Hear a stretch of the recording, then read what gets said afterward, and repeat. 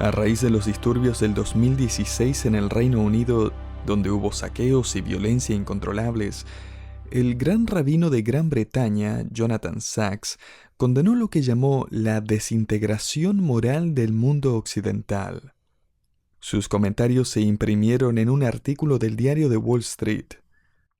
Él dijo que lo que estamos viendo es, y cito, el tsunami de optimismo que se extendió por todo Occidente, diciendo que se puede tener relaciones sexuales sin la responsabilidad del matrimonio, hijos sin la responsabilidad de la paternidad, orden social y libertad sin responsabilidad moral, y autoestima sin la responsabilidad del trabajo y logros personales.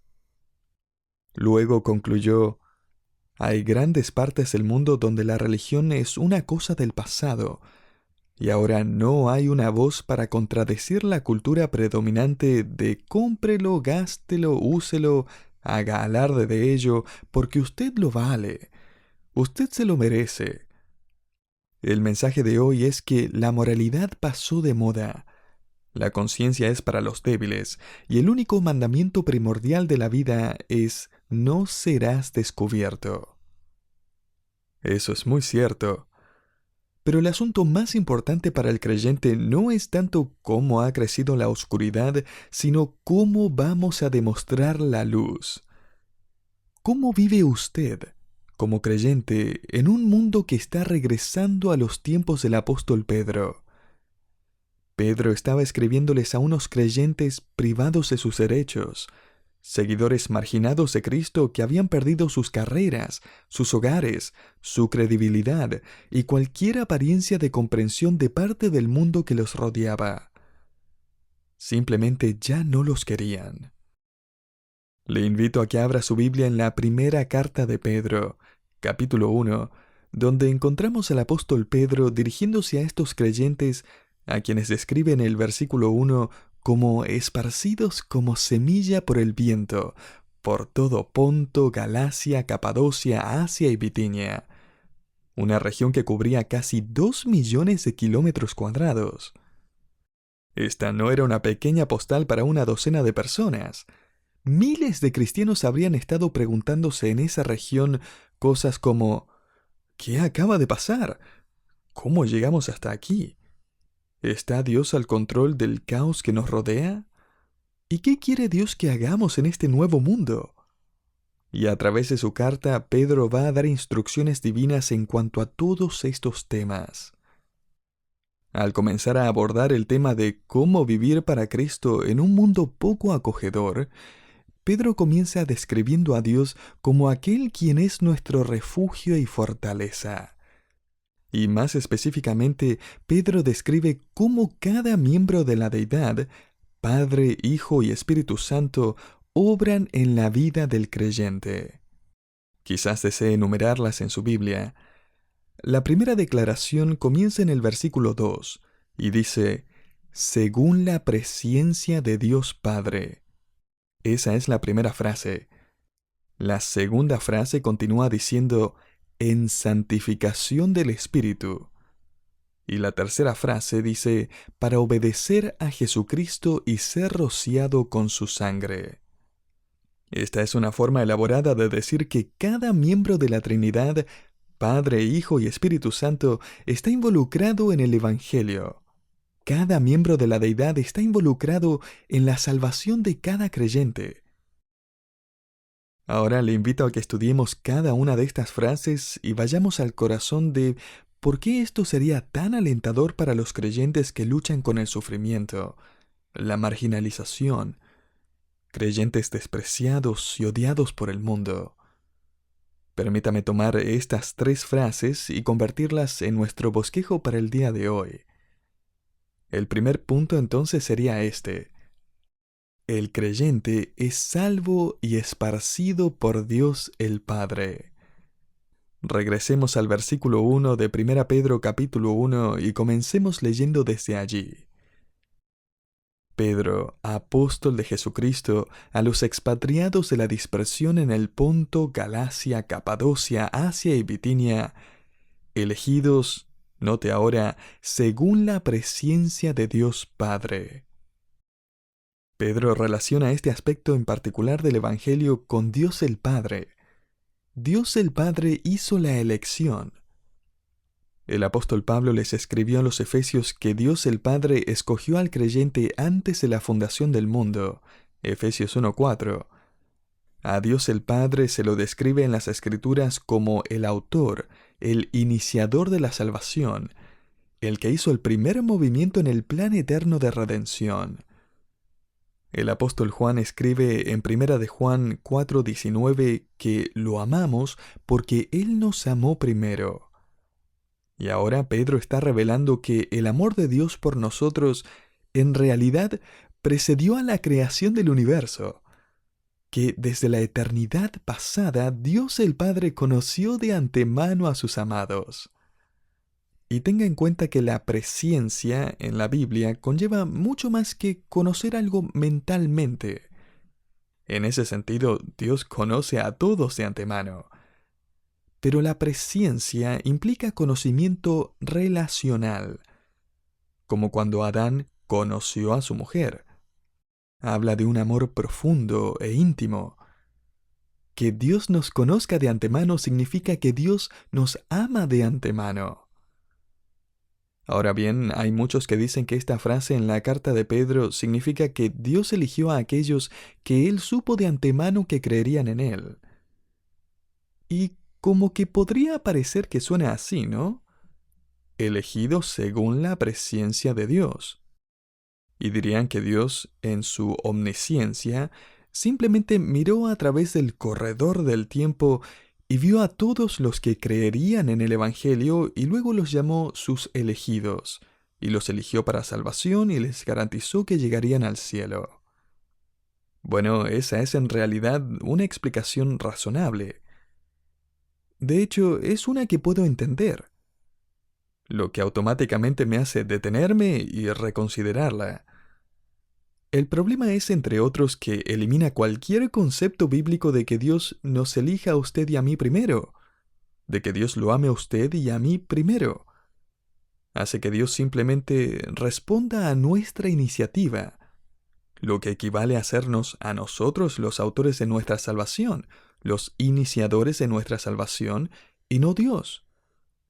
Cuando Pedro usó la palabra presciencia en el versículo 2, no estaba diciendo que Dios simplemente sabía de antemano lo que sucedería, sino que Dios había planeado, predeterminado por su intención amorosa y salvadora, redimir a sus amados. De hecho, Pedro usa la misma palabra más adelante en el versículo 20 para decirnos que Dios el Padre conoció de antemano la muerte de Jesucristo para redimir a los pecadores. De hecho, la frase es traducida como destinado desde antes de la fundación del mundo. Ahora, esto no significa que Dios el Padre miró hacia el futuro y vio que Jesús elegiría morir, por lo que Dios el Padre lo escogió como el Salvador. Pedro mismo predicó el día de Pentecostés que la muerte de Cristo ocurrió, y lo estoy citando, por el determinado consejo y anticipado conocimiento de Dios. Hechos 2:23. Desde la eternidad pasada, Dios hizo los planes, lo que obviamente desafía nuestra comprensión. Y si está pensando, vaya, todo esto es tan difícil de entender que me hace doler el cerebro, entonces creo que vamos por el camino correcto. Querido oyente, la verdad es que Dios el Padre nos eligió a usted y a mí de una manera que va más allá de nuestra comprensión. Dios el Hijo pagó el castigo por nuestro pecado de una manera que va más allá de nuestra comprensión. Quiero decir, ¿cómo hizo eso? Pagó el castigo hace unos 2000 años atrás por un pecado que usted va a cometer dentro de 2 semanas. Su pago va más allá de nuestra comprensión. Y ya que estamos en eso, el Espíritu Santo mora en nosotros de una manera que va más allá de nuestra comprensión. Él, una persona eterna, mora en nosotros. ¿Cómo le va tratando de entender eso? Y no lo olvide, Nuestro Dios Trino nos ha destinado y preparado para una eternidad que va más allá de nuestra comprensión. Y este es el motivo por el que esta verdad era tan importante para estos creyentes esparcidos por Ponto, Galacia, Capadocia, Asia y Bitinia, y a lo largo y ancho de Latinoamérica y el resto del mundo. Pedro les está diciendo que la presencia de Dios el Padre no solo tiene que ver con su salvación, sino también con su situación. Y en contexto podemos ver también que Pedro está diciendo: ustedes han sido elegidos por Dios no solo para ser salvos, sino para ser esparcidos. Todo esto está de acuerdo con el plan de Dios desde la eternidad pasada. Y escuche, si Dios lo eligió antes de la fundación del mundo, Él no lo va a abandonar ahora. El creyente es salvo y esparcido por Dios el Padre. En segundo lugar, el creyente es santificado y apartado por Dios el Espíritu. Mire de nuevo el versículo 2 donde Pedro escribe: elegidos según la presciencia de Dios Padre, y ahora note, en santificación del Espíritu. Note que Pedro nos está llevando desde la presciencia de Dios el Padre en la eternidad pasada a la obra de Dios el Espíritu cuando toca nuestras vidas en el tiempo presente. La palabra que Pedro usa aquí hace referencia a la actividad santificadora, el proceso continuo de hacernos santos y separados como pueblo de Dios. Por cierto, fue el Espíritu Santo, según las Escrituras, quien lo trajo a usted a una relación salvadora con Dios. Es el Espíritu Santo quien lo convence en su corazón con respecto a la verdad de las Escrituras, porque la persona sin el Espíritu no acepta las cosas que son del Espíritu de Dios, porque para él son locura. 1 Corintios 2:14. El Espíritu Santo fomenta la adoración verdadera y genuina e incluso la oración, porque el Espíritu nos ayuda en nuestra debilidad, pues qué hemos de pedir como conviene no lo sabemos, pero el Espíritu mismo intercede por nosotros. Romanos 8:26. Podemos entender el trabajo continuo del Espíritu de Dios de la siguiente manera: Dios nunca nos deja solos. De hecho, uno de nuestros mayores errores es pensar que de alguna manera podemos avanzar el día de hoy, mucho menos en la vida, sin la obra santificadora del Espíritu Santo. Uno de los errores más trágicos de la Iglesia es pensar que nuestros programas, planes, estrategias pueden producir frutos independientemente del poder del Espíritu de Dios. Me acuerdo de una clase en la que el profesor Howard Hendricks hizo esta pregunta con gran pasión: si el Espíritu de Dios se fuera de la iglesia promedio, ¿cuánto tiempo cree que esa iglesia seguiría funcionando antes de que se diera cuenta? Querido oyente, ¿cuánto tiempo tomaría en su propia vida descubrir que lo estaba haciendo todo por su cuenta? Últimamente hemos tenido algunas tormentas eléctricas en el área y nuestro suministro eléctrico se ha cortado. Siempre es repentino y hasta el momento afortunadamente solo temporal. Pero es asombroso cuán primitiva se vuelve la vida cuando hay un corte de energía. De hecho, cuando se corta la energía en su casa, no importa cuánto pagó por su lavadora o secadora, o refrigerador, microondas, teléfonos celulares o computadoras que ya no se pueden cargar. Todos valen tanto como las cajas de cartón en las que vinieron. Y querido oyente, nuestras vidas son como esos electrodomésticos. No hay una función que pueda cumplir para la gloria de Dios sin el poder de Dios. Y el Espíritu Santo es más que poder, por cierto, es una persona. Y a través de una relación con Él viene el poder de vivir, trabajar, discipular, evangelizar y funcionar en su mundo. Creo que el apóstol Pedro está animando a estos creyentes al mostrarles no solo que Dios no los ha abandonado, sino que Él sigue obrando en ellos a través del Espíritu, santificándolos, haciéndolos diferentes, santos y separados del mundo. Pedro sabía que sería increíblemente alentador para sus lectores dispersos, que se sentían tan separados del mundo, recordar que la obra del Espíritu de Dios era mantenerlos separados del mundo. Mire, si se siente cada vez más extranjero, si usted se siente cada vez más separado y diferente de su mundo, adivine qué. Es el Espíritu de Dios obrando en su vida, recordándole que no pertenece a este mundo, sino al reino de los cielos. Usted, querido oyente, como todos estos creyentes dispersos en Ponto, Galacia, Capadocia, Asia y Bitinia, está en el mundo, pero no pertenece al mundo. El creyente es salvo y esparcido por Dios el Padre. Es santificado y apartado por Dios el Espíritu. En tercer lugar, el creyente se rinde y es rociado por Dios el Hijo.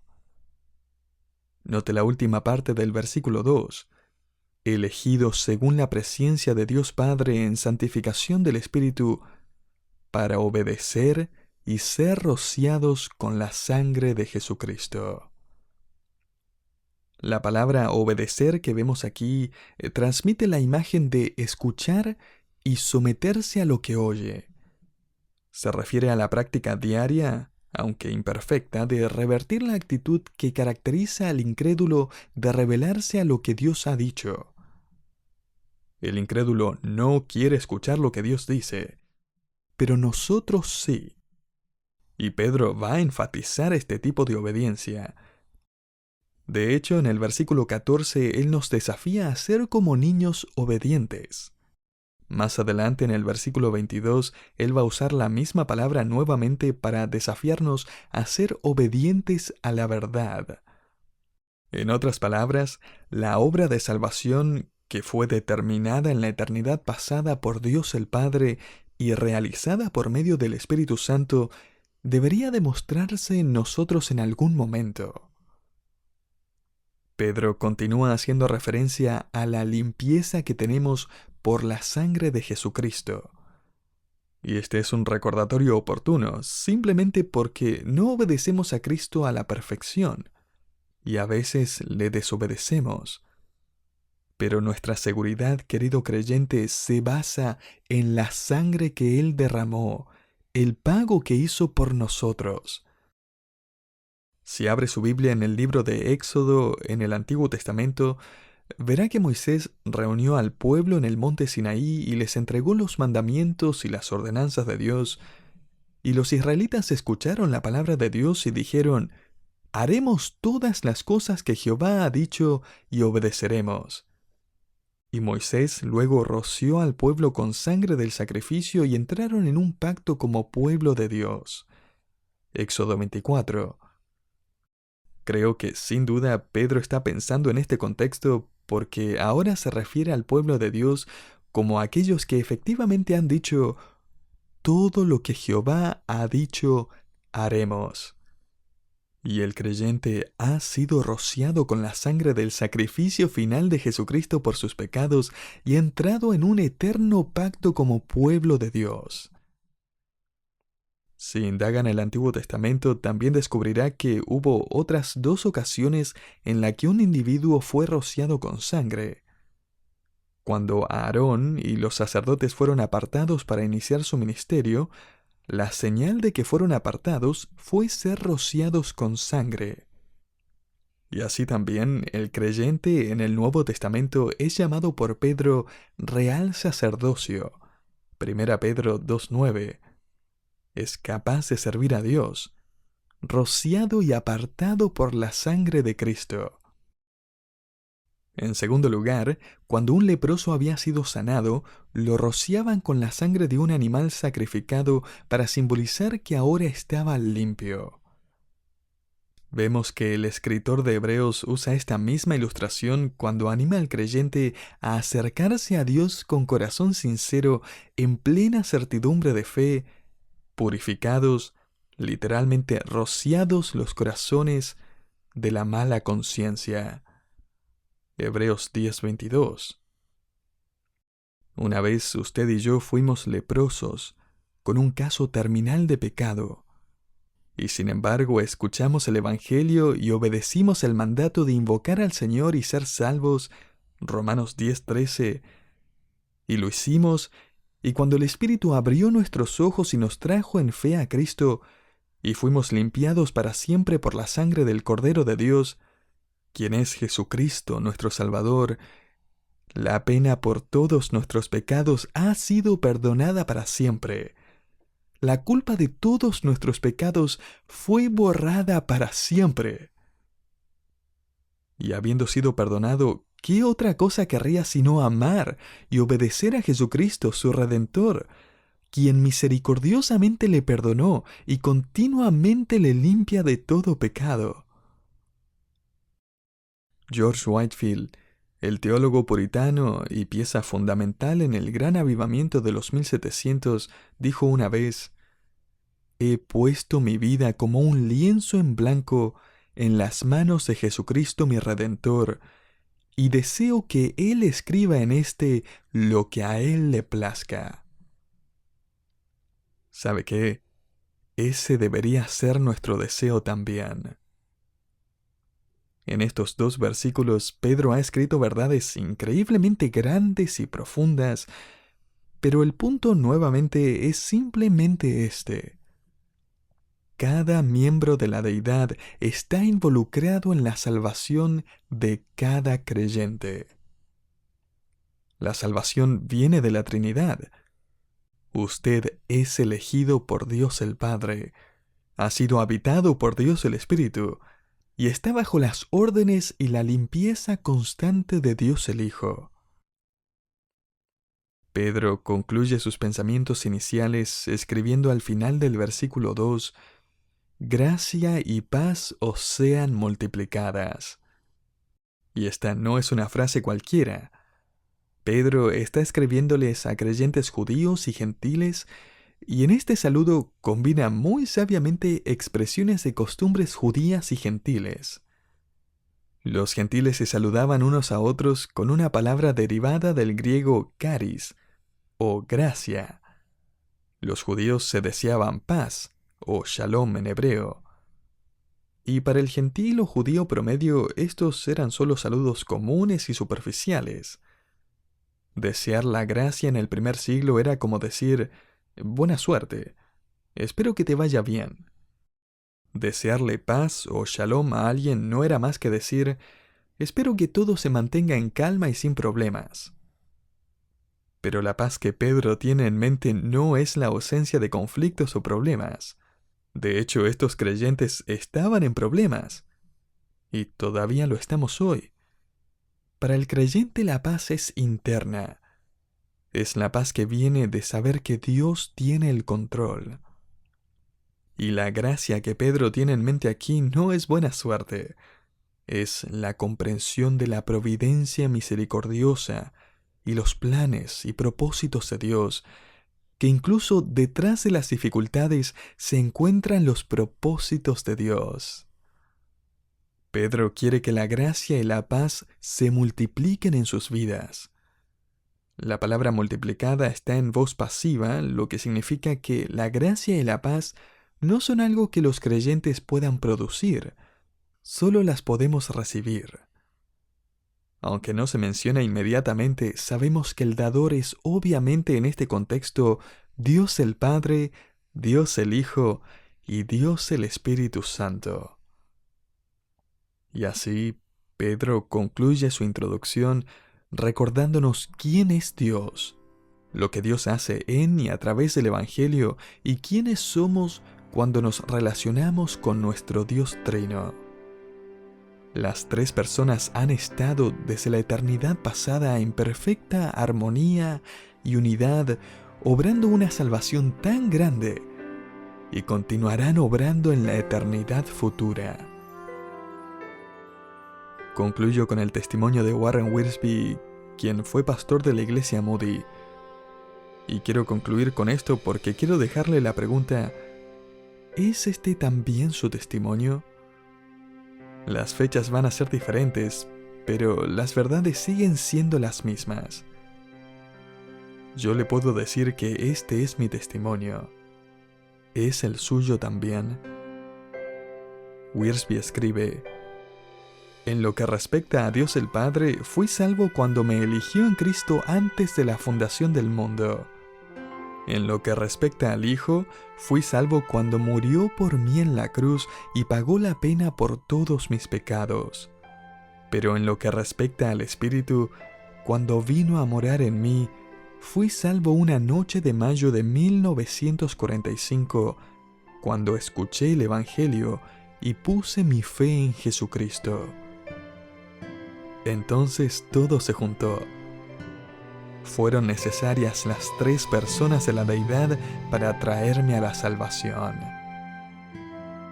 Y si separamos estos ministerios, negaremos ya sea la soberanía divina o la responsabilidad humana.